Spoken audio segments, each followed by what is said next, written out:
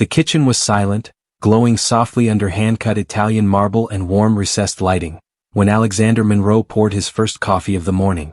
Floor-to-ceiling windows framed the Pacific Ocean, the horizon stretching endlessly as if it belonged to him. This wasn't just a kitchen, it was a command center.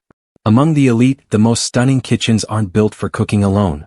They are built for control, creativity, and quiet dominance. In America, kitchens are often seen as functional spaces, but for the elite, they are statements of identity. Alexander's kitchen had no clutter, no wasted space, no unnecessary design. Every surface had purpose. Custom cabinetry crafted by artisans who worked only with private clients. Appliances hidden behind seamless panels, more advanced than most professional restaurants. Here meals weren't rushed. Decisions weren't rushed. The kitchen set the rhythm of the day. Alexander didn't grow up in homes like this. His early years were filled with small kitchens, loud mornings, and rushed breakfasts. But as his businesses grew and his influence expanded, he learned an essential truth. The environment you begin your day in shapes the power you carry into the world. Elite kitchens are designed to slow time, sharpen focus, and create space for thought. This was where deals were rehearsed in silence and visions took shape over espresso. The most stunning kitchens owned by the elite are rarely shown publicly. They don't chase trends. They avoid excess. They are built to age gracefully to feel relevant decades later. In these kitchens, design isn't decoration, it's discipline. And discipline, more than money, is what separates wealth from power.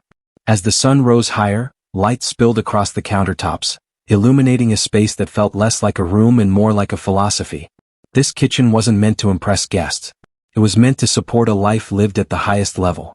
By late afternoon, Alexander's kitchen came alive, not with chaos but with intention. A private chef prepared meals quietly, moving with precision learned through years of discipline. The air carried subtle aromas of fresh herbs and roasted vegetables, not overpowering, just enough to remind everyone present that this space was alive. Elite kitchens aren't loud because they don't need to be. Their beauty lies in restraint. Across the country, from Manhattan penthouses to Malibu estates and Aspen lodges, the most stunning kitchens owned by the elite share a common thread. They are built for connection without exposure. Here, conversations happen naturally. Partnerships form over shared meals. Trust is built while standing side by side, not across boardroom tables. The kitchen becomes a neutral ground where power softens and authenticity surfaces. Alexander had hosted some of his most important meetings here. Not formally, not scheduled weeks in advance, but organically. A casual lunch that became a long conversation. A late-night tea that turned into a breakthrough idea. Elite kitchens are designed for these moments.